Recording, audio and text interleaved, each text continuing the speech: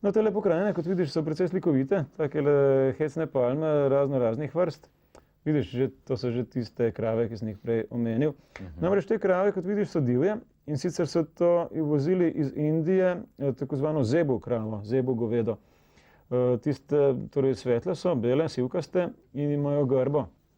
Namreč to, kar je najlepše pri tem, je, da te krave živijo popolnoma divje, da stalno jedo samo travo, ne pa kakšnih galofakov in ne vem kakšnih kemikalij. In zaradi tega je meso popolnoma drugačno kot pa to, ki smo ga mi navajeni tukaj pri nas. Namreč izredno sočno, pa izredno čvrsto, torej ne trdo, ne žilasto, ampak izredno dobro meso, predvsem pa, kar je važno za popotnika, zelo, zelo poceni. Pa še ena od žalostnih plati Brazilije in še kakšnih drugih krajev, ki je v tropih, namreč tole nesrečno požiganje. Verjetno si že slišal, da so kilometre in kilometre, oziroma na milijone kvadratnih kilometrov tropskega gozda že izžgali na takle način. Namreč težko jim je dopovedati, da s tem delajo ogromno škodo celi zemlji pravzaprav in oziračju, predvsem pa zemlji sami. No, midva so pa zdajle prišla že do Rio de Janeira, januarska reka, dobesedno. Torej, to je bila eden od mojih glavnih ciljev na vzhodu Južne Amerike. Tole, kar vidiš, so favele.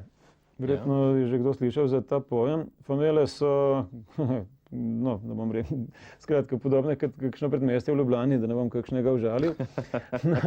In to predmestje je v glavnem iz hiš, ki so najprej bile navadne ute, sestavljene iz kakšnih odpadnih desk in plastike, potem so pa prebivalci počasi prišli do toliko denarja, da so kaj tudi sezidali. Vse je popolnoma divje, popolnoma brez načrta, nobenih najemnin ne plačujejo. En tak divji zahod ali pa divji jug, pravzaprav, kakorkoli že temu rečemo. Tele revni deli mesta, ne vem, so zanimivi po svoje, ampak malo neprijetni včasih. Nogomet je seveda šport številka 1 povsod po Južni Ameriki. Namreč, kamorkoli sem hodil, povsod so se našli ljudje in to skoraj vsako minuto kakšen, ki mi je rekel, naj vendar že spravim svoj fotoaparat ali pa kamero, češ da mi jo bo kdo ukradel. Se pravi, že sami sebi oziroma svojim sodržavljanom ne zaupajo, kaj je pretirano. Doživel nisem ničesar takega nevarnega. Eno od glavnih pravil, ki se jih mora držati vsak, ki gre, torej vsak popotnik, ki gre takole predvsem v Rio, pa kamorkoli v Brazilijo, je to, da ne sme nositi nogavic, reci in piši. Nogavice so razpoznavni znak bogataša. Tisti, ki ima nogavice, je bogat, tisti, ki nosi japanke, tisti pa ni bogat in tistega ne bodo napadli. Temu se reče pomemben podatek. Interesantno, ne? Pa boje, da drži. Torej, jaz sem tako ali tako nosil samo svoje japonke, tako da ni bilo težav. Zdajle bo šla pa na eno imenitno goro, ki se imenuje Pão de Açúcar. Pão pomeni kruh oziroma štruca, açúcar pomeni pa sladkor, se pravi sladkorna štruca. Nekje se spomnim, ko smo nekoč v šoli brali en star tekst in baje, da so pri nas nekoč tudi imeli sladkorne štruce. Pri srbo-hrvaščini se spomnim, da smo v osnovni šoli imeli glava šečera, ne vem, kako se je to po slovensko reklo, verjetno glava sladkorja ali pa štruca sladkorja, kakorkoli že. No, tale gora, na kateri smo, namreč taka zgleda, malce kasneje jo bomo videli še oddaleč. Zdajle bova videla pa še eno drugo, vidiš jo tamle zgoraj, najvišji vrh, je pa drugi znameniti vrh Rio de Janeira. To je pa tako zvani Corcovado. Dva taka imenitna vrhova ima ta Rio de Janeiro, vidiš ga zdajle malo od bliže. Na vrhu je ogromen Kristusov kip, malo kasneje ga bomo videli še od blizu. Za tale Pão je meni skoraj mogoče malo žal, da so gor napeljali žičnico, ker so ga precej gršega napravili s tem, ampak na drugi strani bi bilo potreba precej sopihati. Tamle v daljavi pa že vidiš Copacabana. No, Copacabana je najbolj znamenita plaža v Rio de Janeiro, poleg tega so še zelo znane, tole pa torej gozdič bambusa gor na vrh tega Pão de Açúcar. Namreč samo od spredaj izgleda kot taka sladkorna štruca, od zadaj pa ima precej položno obliko. Pa ponavadi vidimo fotografijo samo z ene strani. Hotel sem reči, da so druge brazilske oziroma druge plaže tukaj v Riu še Ipanema, Leblon in Botafogo. Vse so zelo tako slikovita imena in rada gredo v uho, pa tudi zelo znamenite plaže so to. Dekle z Ipaneme je bil nekoč zelo znana glasba, mogoče se spomniš. No, kot rečeno, tamle v daljavi je zdaj Botafogo in bova šla zdajle pogledati še malo na drugi hrib, potem kasneje se bomo spustili pa dol. No, vidiš, tole je zdaj zobata železnica, opaziš, da so na sredini zobje tamle v tračnicah. Namreč s takim vlakcem, precej strmim, smo se pa uspeli gor. Lahko bi šli tudi peš, ampak ta vlakec stane toliko kot mestni avtobus, tako da ni kakšen hud strošek. No, pravkar se peljemo. Zelo lep razgled je dol. Edino, kar je žalostno, že prej si opazil, da je precej meglice tukaj nad Riom, ki sicer izgleda lepa, ampak v resnici je pa to smog, ki pa ni tako zelo prijeten, ko ga vdihuješ.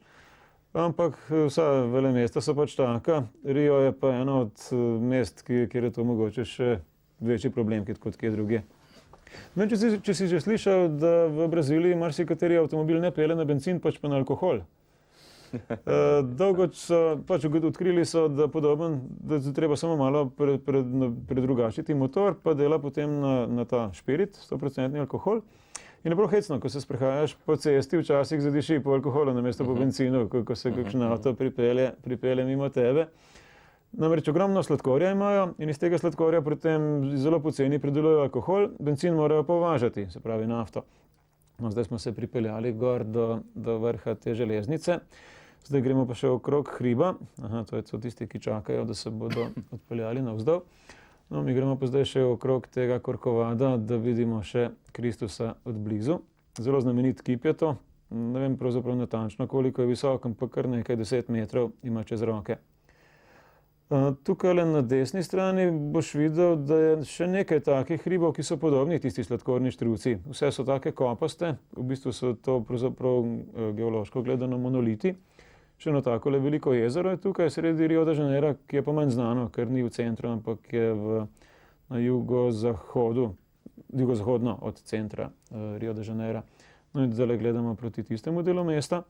No, zdaj gremo pa še malo naprej okrog hriba in zdaj bomo pogledali pa še prav v center, se pravi v ta južni del.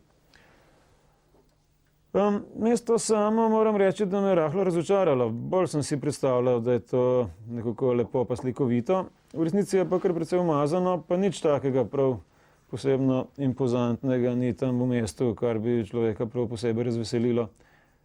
Zelo malo sem tam snemal, ker skoraj ni bilo takih stvari, ki bi res bile vredne, da jih ne vem kako omeniš. No, še toliko počakajva, da vidiva še tale pogled proti jugu. Mislim, da to je še enkrat pogled proti tejle gori, ki je takale kopasta, vidiš. No, dole na koncu še najprej si moramo obličje Jezusa pogledati. No, to je zdaj vrh tele gore Corcovado. Zelo dobro osvetljen, vsako noč se sveti kot zvezda tam nad celim mestom. In seveda obiskovalcev je ogromno in vsak se poskuša fotografirati s tem kipom. No, zdaj bomo pogledali pa še na center mesta. Še toliko, da vidimo tisto sladkorno štruco. No, kdaj drugič se bo pa potem odpravilo še malo naprej. Prosim? Vele mesto. Ogromno, vidiš, tam na koncu je tista sladkorna štruca, tam v desnem zgornjem kotu. No, mislim, da nama je že zmanjkalo časa in bomo morali počasi kar zaključiti. Tako, ja. Ja, kratko potovanje pravzaprav v Brazilijo. V 15 minutah lepo prepotuješ kar nekaj krepkih kilometrov. Koliko časa pravzaprav je trajala tale tvoja pot? Cela pot v Južni Ameriki je bila malo več kot 2 meseca. 2 meseca? Malo za tako dolgo pot, ampak mučil me Rio, tako da sem tvegal karkoli. Ne vem koliko neprespanih noči na vlakih in na avtobusih, ampak se je splačalo kljub vsemu. Se je splačalo, ne? Torej občutki, ko človek doseže tisto, kar je hotel, so najbrž da kar prijetno. Mogoče je to najlepši del potovanja, ko prideš enkrat domov, pa imaš občutek, da si res nekaj dosegel. Lepo, Janin, najlepša hvala za to lepo potovanje. Seveda pa že vsi čakamo nestrpno, kam bomo šli naslednjič. Mislim, da bo kar Titikaka prihodnjič. Aha, dobro.